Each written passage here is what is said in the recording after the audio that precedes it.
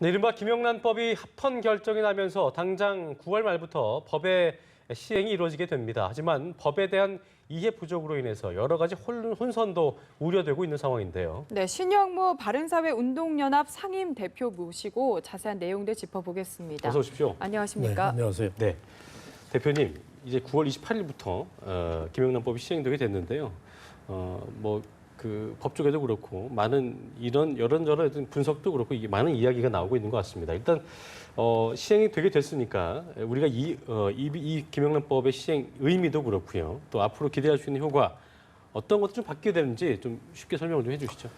예. 네, 우리 김영란법이 통과 과정에서 또 시행을 앞두고 논란이 많았습니다. 그렇습니다. 그런데 가장 중요한 것은 김영란법의 취지대로 잘 시행이 된다면 우리 사회가 한 단계 깨끗한 사회로 네. 관료 사회는 물론 우리 민간 사회 일부분도 네. 청렴 사회로 크게 도약할 수 있는 전기가 될 수 있다는 점에 큰 의미가 있습니다. 예. 부패가 없어지면 법과 원칙이 제대로 설 수 있는 겁니다. 그러니까 우리가 법과 원칙이 제대로 섰을 때 공정한 경쟁이 이루어질 수 있고 소위 흑수저들도 열심히 노력하면 지위 상승, 신분 상승이 가능한 거 아닙니까? 그래야 열심히 실력으로 경쟁할 수 있는 바탕하에서 사람들이 의욕을 가지고 일할 수 있게 된다는 그런 점에서 새로운 사회로 바른 사회라고 저는 얘기하는데 정말 공정한 사회, 바른 사회로 전환될 수 있다고 생각합니다. 네, 역시 김영란법의 제정 의도에 대해서는 모두가 대다수가 공감을 하는 네. 것 같은데 그럼에도 우려의 목소리가 여전히 일부에서는 있는 것 같습니다. 그렇습니다. 특히 언론인과 지금 사립학교 교원들이 포함이 됐거든요. 이 부분은 어떻게 보시나요? 예, 당초에 공적 분야만, 공적 영역만 적용되도록 법안이 됐는데 네. 국회의원들이 입법 과정에서 갑자기 두 민간 영역의 언론과 사립학교 교원들을 포함시킨 것이 저도 처음에는 좀 잘못된 거 아닌가 이런 생각을 했습니다만 지금 돌이켜 생각해 보면 최근에 와서 언론은 우리 사회에 정말 중요한 역할을 하는 제4의 권력이라고도 하지만 이 공정한 보도가 되고 또 언론이 정론을 세워야 우리 사회가 발전할 수 있다고 봅니다. 그런 면에서 이왕 포함됐으니까 저는 이 언론인들이 어떤 중요한 역할을 공정한 보도도 하고 정론을 펴서 우리나라가 발전할 수 있도록 해줄 수 있다고 생각하고 네. 사립학교 교원들도 헌재에서 얘기했지만 우리 사회에 정말 중요한 영역의 교육 분야 아닙니까? 그런 점에서 공감할 수도 있다고 생각합니다. 저는 나아가서 이 법이 시비가 많은데 사적 영역 모두가 다 포함되고 하면 심플해질 것 같습니다. 누구나 더치페이하고 또 금품 제공하는 것도 선물도 똑같이 자제할 수 있는 그런 예. 입장이 되지 않나 네. 생각됩니다. 저도 동의하는 바인데요. 이제 불만의 목소리는 뭐냐면 이제 국민들이 생각할 때는 이제 부정축제나 어떤 금품 수수의 1순위는 이제 국회의원이 아니겠느냐. 항상 저희가 그런 뉴스를 많이 전달하기도 하고요. 그렇다면 국회의원도 여기 포함이 돼 있어야지 왜 국회의원의 어떤 그런 부정청탁 조항 예외를 인정하는 것을 인정했느냐. 그래서 국회의원한테 면죄부 주는 거 아니겠냐. 이런 비판에 대해서는 상당히 좀 많은 사람들이 공감을 하고 있는 것 같은데요.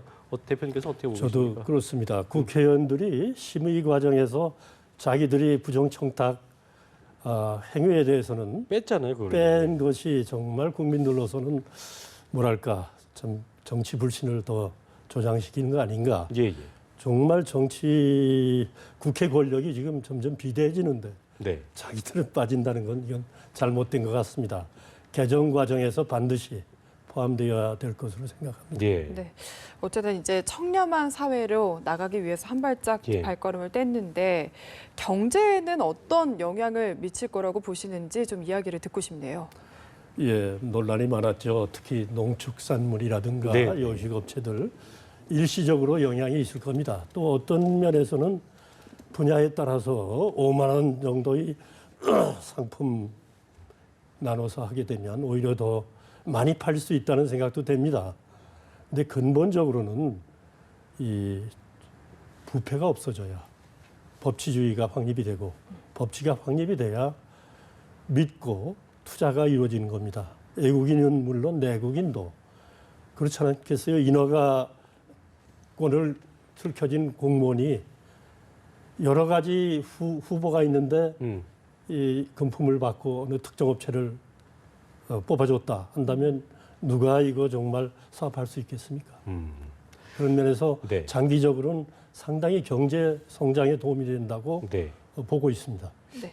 일단은 근데 대표님, 농축수산업체의 어떤 불만을 저희가 또 모른 채 할 수가 없을 텐데 이게 보니까 원안대로 시행이 된다면 최대 연간 6조 5천억 원 규모의 수요가 줄어들 것이다 이런 관측을 내놓고 있는데 이게 그래서 보니까 뭐 한정식이나 고가의 외식업체 타격이 좀 상당할 것이다 이런 예상 나오고 있는데 분명히 이 부분에 대해서 정부도 외면할 수 없는 부분이잖아요. 어떻게 좀 해야 된다고 보십니까? 정부 쪽에서도 물론 앞으로 연구도 하고 또 시행 과정에서 어떻게 나타나는지 면밀히 주시해서 좀 더 개선책이 있으면 개선해야 된다고 봅니다. 네. 그러나 이 요식업체 자체도 한정식들이 지금 젊은 사람들이 좀 잘 가지 않는다고 듣고 있습니다. 그렇다면 메뉴도 좀 젊은이들 기호에 맞게 개발하고 값도 조금 내려서 현실화하면 좀 더 많이 갈 수 있게 되는 거 아닌가 하는 생각도 해봅니다. 네. 그리고요, 여기서 또 네. 조금 다른 관점에서 접근을 해보고 싶은데요. 이게 편법이나 탈법으로 이어지진 않을까 하는 생각이 듭니다. 예를 들어서 저희가 지금 좀 청렴한 사회로 나가고자 김영란법을 시행을 했는데 3만 원이라고 딱 정해놓으니까 29,900원짜리 메뉴가 벌써 나온다는 이야기가 돌고 있거든요. 그렇습니다. 이 부분 어떻게 막을 수 있을까요? 그거는 뭐 꼭 막아야 될 필요가 있나요? 29,000원짜리 메뉴가 나와서 예. 그대로 회식을 한다면 네. 괜찮은 거 아닙니까? 문제는 저는 이 문화가 바뀌어서 이 공직에 있는 사람이나 대접을 네. 받는 사람도 자기가 먹을 거는 자기가 갖고 가면 금액에 관계없이 10만 원짜리 먹으면 그럴 경우 어떻습니까? 자유롭게 더치페이하는 그런 문화를 만들어 가야 되지 않나 싶습니다. 문화 자체가 아예 바뀌어야 한다 이 말씀이신 네, 거죠? 그렇습니다. 예. 김영란법 보니까 해설만 208쪽이라고 하더라고요. 그래서 누구는 되고 누구는 안 되고 이게 대상자가 또 모호하다. 국민 대상 어떤 홍보 미흡한 상태로 시행이 되면 되겠느냐 이런 문제점들이 있거든요. 그러니까 아까도 이제 이후에 개정이 있어야 된다라고 얘기하셨지만 이 부분이 좀 쉽지 않을 것이라는 전망도 있거든요. 모든 법이나 제도가 바뀔 때는 상당한 충격이 있고 네. 혼란이 따르게 됩니다. 근데 이번에는 권익위원회에서 그동안 노력을 많이 해서 또 좀 부족하다는 비판이 일자 분야별로 새로운 가이드라인을 만들어준다는 그런 보도도 있고 하지 않습니까?